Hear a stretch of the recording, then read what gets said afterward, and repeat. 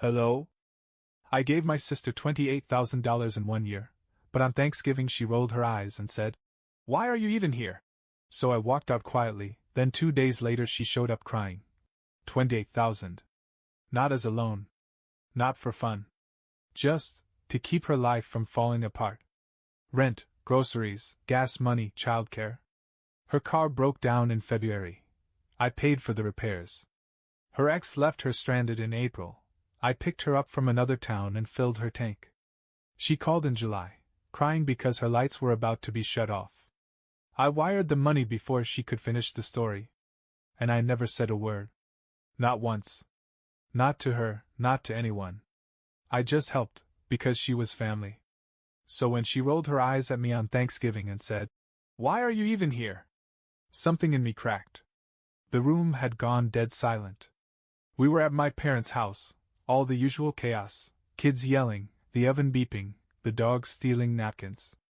I had shown up late, traffic had been hell, and I was still in my work clothes. I barely had enough in my account for gas, but I made it because, despite everything, I thought, maybe it would feel good to be around family again. To just sit, eat, laugh. Feel like I belonged somewhere. But she looked right at me, rolled her eyes, and dropped that line like a knife. "Why are you even here?" Not joking. Not teasing. It was pure disgust. And no one said a word? Not my mom. Not my dad.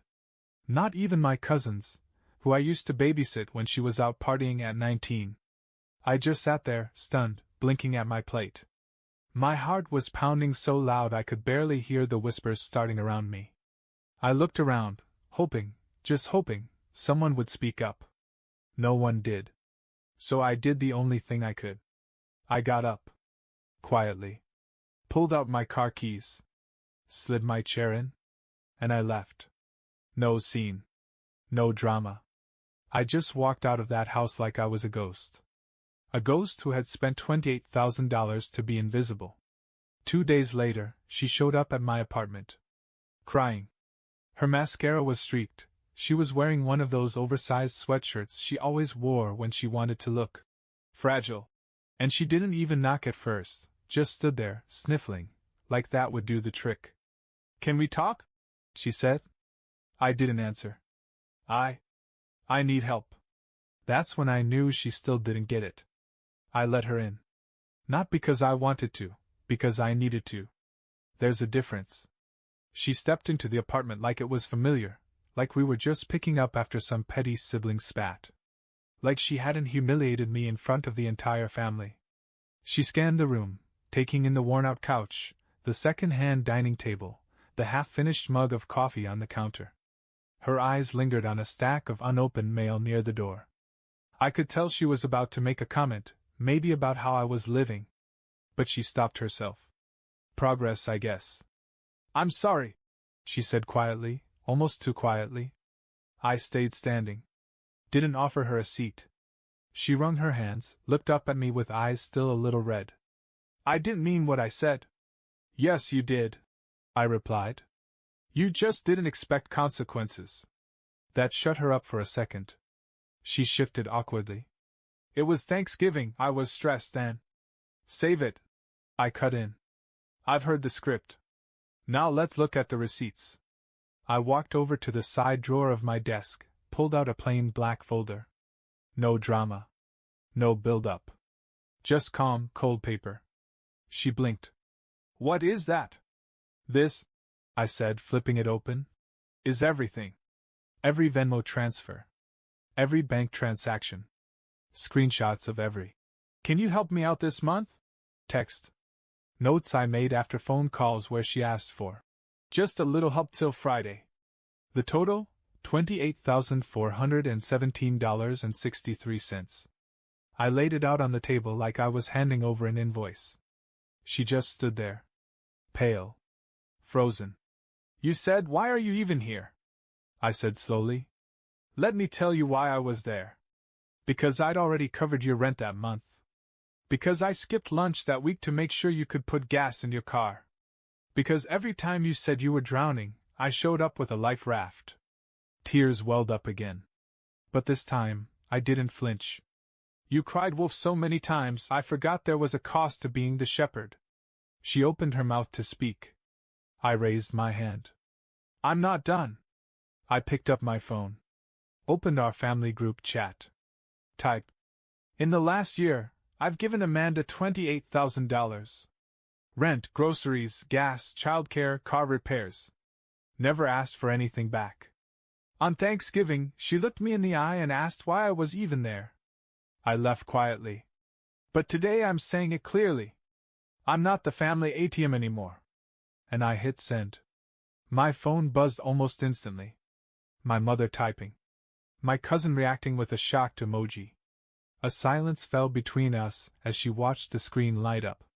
Her world was tilting now, not mine.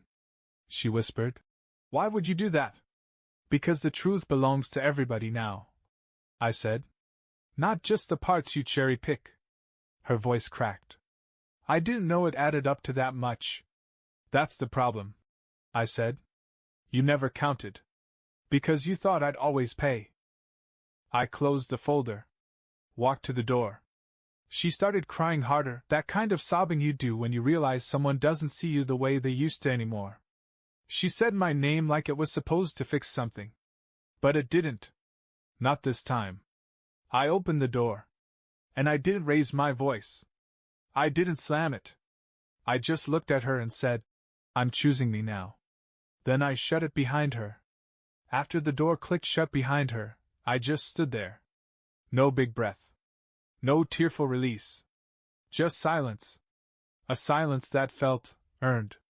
I went back to the kitchen, sat down, and stared at the cold coffee on the counter. It had gone bitter. Fitting. My phone was still buzzing. The family group chat was blowing up. My cousin Jess. Wait, what? My mom. Please don't air family matters like this. Uncle Steve. That's disgusting. $28,000? Are you serious? And then, of course, my dad, the king of convenient neutrality. Let's all just calm down. But I didn't reply to any of them. Not yet. I scrolled through the chat, watching people unravel everything. I'd always been the quiet one, the reliable one. The good son. Though no one ever said it out loud. Amanda was the squeaky wheel. Always breaking down, always getting the grease. Until now. Amanda hadn't messaged again. No follow-up, no denial, no apology. Just that final image, her face crumpling at the door, realizing, for the first time, that I wasn't going to catch her anymore. I half expected my mom to call. She didn't. Instead, she sent a single message. "Can we talk before this gets worse?" I turned my phone over and let the screen go dark. I wasn't angry. I wasn't vengeful. I was just done. The hardest part wasn't giving Amanda all that money. It wasn't the silence at Thanksgiving, or the eye roll, or even her tears at my door. It was realizing how long I'd let it go on. How long I'd let myself believe that sacrifice equaled love.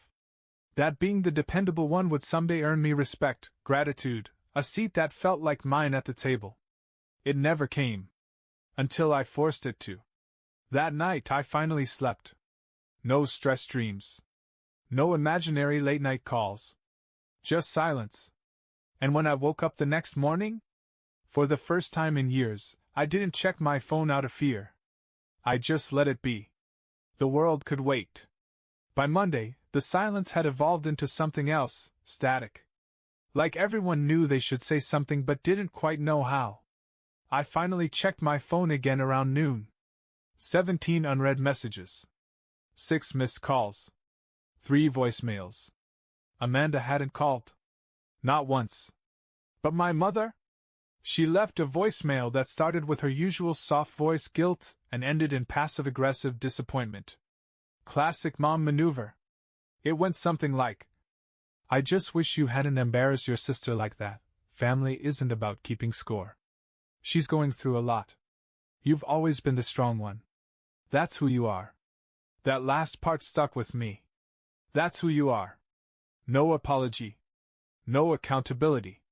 Just a gentle reminder that I'm supposed to be the one who carries it all, quietly, invisibly, indefinitely. I didn't respond. I let the guilt hang in the air without catching it. By that afternoon, my cousin Jess texted me privately. Honestly, I had no idea. We all thought Amanda was working part-time or getting help from Kevin. You've been covering everything? I just sent her a photo. The spreadsheet. The total. She didn't reply right away. When she did, it was just 3 words.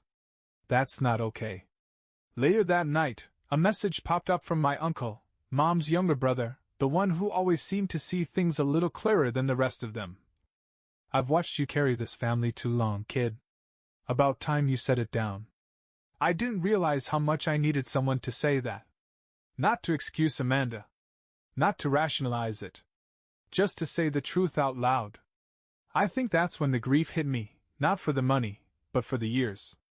The missed vacations. The birthday dinners I skipped because Amanda needed help with car payments. The promotions I turned down because I couldn't afford to move cities with half my income already spoken for. All those sacrifices made in silence, all those years hoping they'd notice. But they didn't. Or they did, and just expected more. It's wild what people will normalize when they're not the ones paying the cost. So that night I sat on the edge of my bed and opened a new note on my phone. Not a letter. Not a rant. Just a list. Things I'm no longer responsible for. I started with Amanda. Then my parents. Then I added their mortgage. Their guilt. Their silence. Their expectations of who I'm supposed to be. By the time I finished the list, I felt something uncoil in my chest. Freedom doesn't always show up with fireworks. Sometimes it's just a calm, clear list of what you won't carry anymore. It was the following Friday when Amanda came back. I didn't hear her car. She didn't text first. Just that same knock, soft, hesitant. Like the sound of someone hoping the wood would answer instead of me. I opened the door. She looked worse than before. No makeup this time. Hair pulled back in a lazy bun. Hoodie sleeves tugged over her hands. The confident posture she usually wore like armor? Gone. She looked like someone who'd come back to the scene of a crime and realized she'd been caught on every camera. "Can I talk to you?" she asked, her voice cracking. I didn't say yes. I just stepped aside. She walked in like she was entering a stranger's apartment. And maybe she was. The version of me she'd grown used to, quiet, dependable, financially flexible. He didn't live here anymore. She stood in the middle of my living room, looked around, and didn't sit. Just stood. I got the text," she began. "The group chat. I didn't know you were keeping track." "I wasn't," I said. "Not at first. But one day I started. Because it was either track it, or go broke." She winced, but I didn't stop. "I kept telling myself it was just until you got back on your feet. But it turns out you weren't trying to stand up. You were just leaning harder." Tears welled up again. I didn't rush to comfort her this time. "You're right," she whispered. "I messed up. I took advantage. I didn't mean to, but I did. And I'm sorry." I nodded once. Not to accept. Just to acknowledge. She took a shaky breath. "I came to ask for help again, before. But when you showed me that folder, I saw it. I saw myself the way you must have been seeing me all this time." She wiped her eyes. "You were always there. And I never said thank you? Not once." I stayed quiet. She filled the silence. I don't know how to fix this." And that's when I walked over to the same drawer and pulled out the folder again. But this time, I didn't open it. I just held it in my hands. Let the weight of it fill the room. "You don't fix this," I said. "You sit with it. You learn from it. You carry your share." She nodded, lips trembling. "Okay." Then I did the hardest thing I've done in a long time. I walked her to the door. And I opened it. She turned to me, panicked. "Wait, can I at least explain?" "I believe you're sorry," I said softly. "But I still need space. Not out of punishment. Out of peace." "But what do I do now?" she asked, voice cracking. "Figure it out," I said. "The same way I had to. She stood there, crying. Not loud. Not dramatic. Just quietly broken. And I let her stay like that for a moment, because she needed to feel it. Then I stepped back inside. And I shut the door. Not out of anger. Out of self-respect. For 2 full days I heard nothing. No knocks. No texts. No family group chat explosions. Just quiet. It was strange how quickly that quiet became comforting. I thought maybe it was over. That maybe Amanda had finally understood. That maybe, just maybe, she was going to carry her own weight now. But then came the text from my mom. We need to talk. This isn't how families handle things. That line again. Family. They only seemed to remember the word when they wanted something. I didn't reply. Instead, I sat on my balcony that night with a mug of tea, the cold air curling around my neck. For once, I didn't feel like I owed anyone an explanation. Not even her. My piece wasn't loud. It didn't make a statement. But it was mine. And I wasn't trading it back, not for guilt, not for obligation, not for anything. Sunday morning, I woke up to a barrage of notifications. The family group chat had erupted again. It started with Amanda. I never meant to hurt anyone. I messed up. I know that now. Then my mom, swooping in with damage control. We all make mistakes. Let's not destroy relationships over money.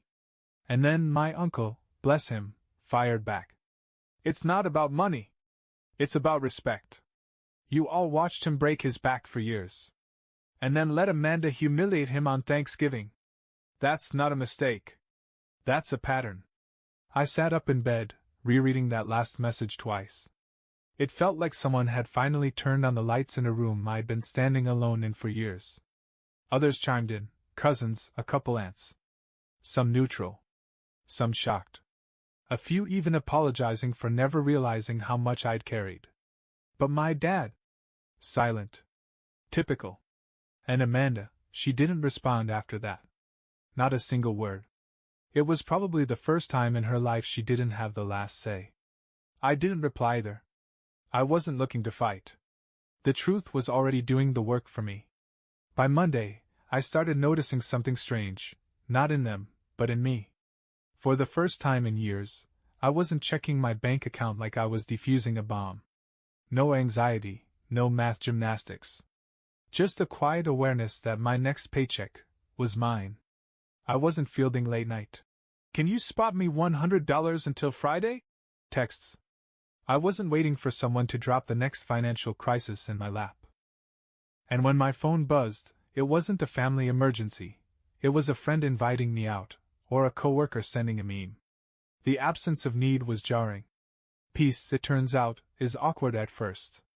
That week, I walked past the coffee shop I used to avoid, one of those cozy ones I never felt like I could afford to enjoy. But I walked in. Got myself something I used to consider a luxury, a drink with whipped cream, a seat by the window, and time I didn't owe to anyone else. I sat there, watching people walk by, and I realized something. I had spent years living like a backup generator, only called on when things fell apart. Quiet. Out of the way. Necessary, but never appreciated until the power failed. No one asks the generator how it's holding up. No one thanks it when the lights come back on. They just go back to what they were doing, until the next outage. That was me. And I let them make me that way. Not anymore. That night, I pulled out the notebook I used to keep buried in my nightstand. The one where I used to jot down things I wanted to do. Someday. It had dust on it.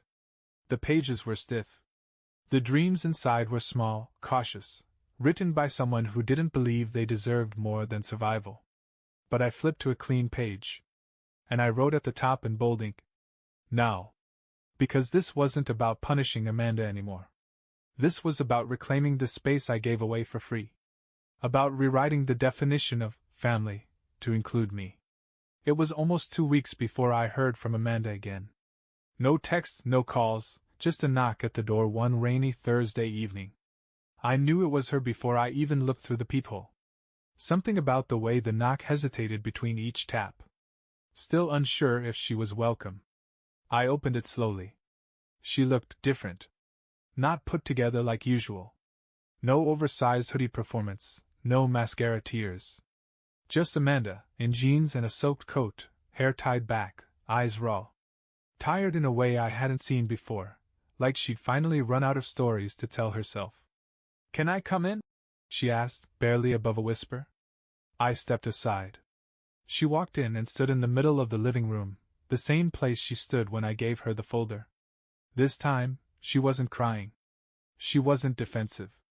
She was just quiet. "I'm not here to ask for anything," she said. I wanted to say something." I leaned against the wall. Said nothing. She exhaled, her voice thin. "You know, I kept thinking you were being dramatic. That maybe you were just tired or mad or overreacting. But then I started thinking about what would happen if you hadn't picked up that phone last year. Or the year before. Or the year before that." She looked down. "I realized I never actually considered what you might have had to give up for me to get by." I stayed silent. Let her sit in it. She looked around the room like she was seeing it for the first time. The worn carpet. The dent in the wall from where I dropped my tool set. The second-hand furniture that hadn't changed in 5 years. "I used your sacrifices to build my comfort," she said. "And I never said thank you?" I nodded slowly. "You didn't. And I probably don't deserve to now. But I needed to come here and say it anyway." There it was. No performance. No manipulation. Just a long overdue truth. She looked at me then. "I lost your trust, didn't I?" "Yes," I said. "And I don't know if I'll ever get it back," she said. I shrugged. "That's not something you ask for. That's something you earn." She nodded. "I understand." A pause hung between us. This time, there was no expectation. No plea. No bargaining chip. Just quiet accountability. "I should go," she said softly. I opened the door. She stepped out into the rain without an umbrella, without one last look. No hugs. No big movie moment. Just steps into the gray evening. But just before she walked down the stairs, she turned and said, "Thank you? For everything. Even if I didn't say it before." Then she was gone.